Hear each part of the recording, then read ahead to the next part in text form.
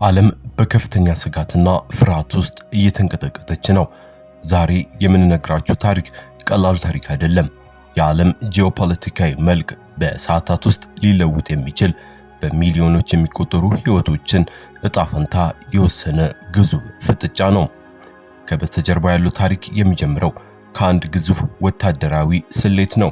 ሮበርት ፓፔ የተባሉ ታዋቂ የጦርነት ባለሙያ እና ምሁር ስቲቨን ባርትሌት በሚያስተናግደው ዓለም አቀፍ ዝነኛ ዘ ዲያሪ ኦፍ ሲኢኦ ፖድካስት ላይ እንደገለጹት አሜሪካ በኢራን ላይ የፈጸመችው ግዙፍ የአየር ድብደባ የሀገሪቱን ጠቅላይ መሪ ጨምሮ ከ130 በላይ ከፍተኛ መሪዎችን በመግደል የኢራንን መንግስት ሙሉ በሙሉ እንደሚያንኮታኩተው ታስቦ ነበር። ዋሽንግተን አጭር መቋጫ ያለው ድል እናገኛለን ብላም አስባ ነበር። ነገር ግን ታሪክ ሌላ መጽሐፍ ገለጸ። ዛሬ ይዘን የመጣነው እውነት ከማንም በላይ ሀያላኑን ያስገረመ ዓለምን ወደማይወጣው አዙሪት የከተተ አስደንጋጭ እውነታ ነው። ዛሬ የዚህን ጦርነት እያንዳንዱ ምዕራፍ አንድ በአንድ እንፈትሸዋለን። አብራችሁን ቆዩ።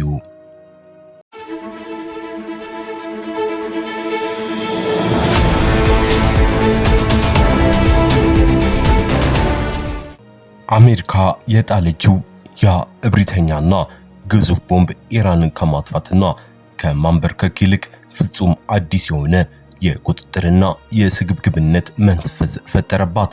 እሳት ሲነካው የሚነቃ አንበሳ እንዳለ ኢራን ከጥቃቱ በኋላ ያሳየችው ምላሽ ዓለምን አስደነገጠ።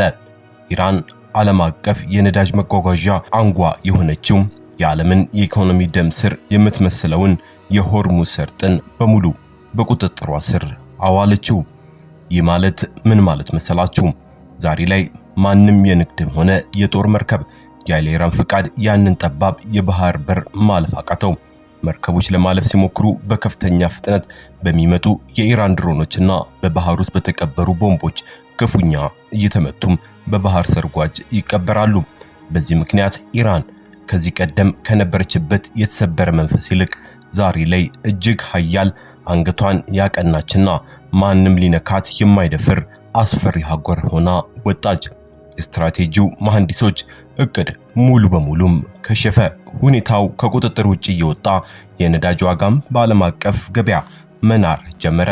አሜሪካ ከኢራን ጋር የሰላም ስምምነት ለመፈረም ተገደደች። ፕሬዝዳንት ዶናልድ ትራምፕ ዓለም በከፋ የነዳጅ እጥረት እንዳይሽመደመድና የሀገር ውስጥ ኢኮኖሚያቸው እንዳይፈርስ በመፍራት ስምምነቱን ለመቀበል ተገደዱ።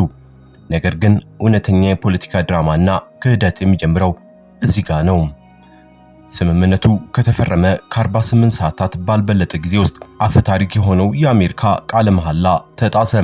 አሜሪካ በድብቅ መርከቦች የሆርሙዝ ሰርጥን እንዲያልፉና የኢራንን እገዳ እንዲሰብሩ ማበረታታት ጀመረች።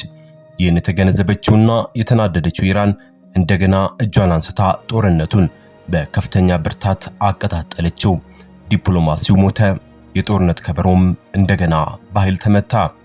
ጊዜው እየሄደ ሲሄድ ችግሩ ወደ ውስን ፖለቲካዊ ቀውስ አልወሰነም። በአሁኑ ሰዓት የአሜሪካ ስትራቴጂካዊ የነዳጅ ማከማቻ ከ1983 ወዲህ ታይቶ ወደማይታወቅ እጅግ አሳዛኝና ዝቅተኛ ደረጃ ወርዷል።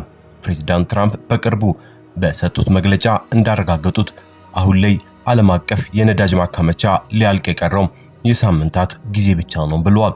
ከዚህም በላይ ጉዳዩን ይበልጥ ያባባሰው የየመን ሁቲዎች በድጋሚ የቀይ ባህር የነዳጅ ማስተላለፊያ መስመሮችን በመዝጋታቸው መላው ዓለምን ከባድና ታይቶ የማይታወቅ የኢኮኖሚ ቀውስ ውስጥ ለመግባት ጫፍ ላይ ደርሳለች።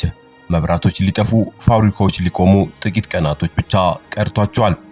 ሁኔታው እጅግ እየከፋ ሲሄድ ዋሽንግተን አሁን ላይ በአየር ላይ ከሚደረግ ድብደባ አልፋ በኢራን መሬት ላይ የእግረኛ ወታደሮችን የማሰማራት ዕድል ወደ 70 በመቶ ከፍ ማለቱ ተነግሯል። ነገር ግን ይህ ማለት ምን ማለት ነው? ታዋቂው ተንታኝ ሮበርት ፓፔ ከባድና ታሪካዊ ማስጠንቀቂያም ሰጥቷል። ይህ እርምጃ አሜሪካውያን ወታደሮችን በጅምላ እንዲሞቱ ከማድረግ በላይ ጉዳዩን ከመንግስታዊ ጦርነት ወደ ከፋ የአሸባሪዎች የሱሳይድ ጥቃት ሊለውጠው ይችላልም ይላሉ። አሜሪካ የገባችበት ወጥመድ እየጠበበ መጣ። ወደፊት ወደ ኋላ ማለት የማይቻልበት አደገኛ በር ላይ ቆማለች ይላሉ። በዚህ ሁሉ የፖለቲካና ኢኮኖሚያዊ፣ ጂኦፖለቲካዊ የኃይል ሽኩቻ መካከል ግን እውነተኛ ሰለባ ማን ይመስላችኋል? ከ90 ሚሊዮን በላይ የሚሆኑ የኢራን ተራ ዜጎች፣ እናቶች፣ አባቶች እና ህጻናት በቦምብ ድብደባ በማይታወቅ የስነ ልቦና ስቃይ ውስጥ ይገኛሉ። የፖለቲካ መሪዎች በክፍፍል ውሳኔዎቻቸው ሲያስተላልፉ፣ ተራው ህዝብ ግን የዚህ ውንብድና ሰለባ ሆኗል። ጦርነት መቼ እንደሚቆም የሚታወቅ ነገር የለም።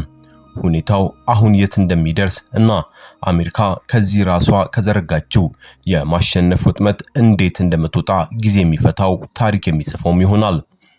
የዛሬው ዝግጅታችን ይህንን ይመስል ነበር። ሐሳባችሁን በኮሜንት አስቀምጡልን። ላይክ እና ሰብስክራይብ ማድረጋችሁን አትርሱ። ሰላም ቆዩን።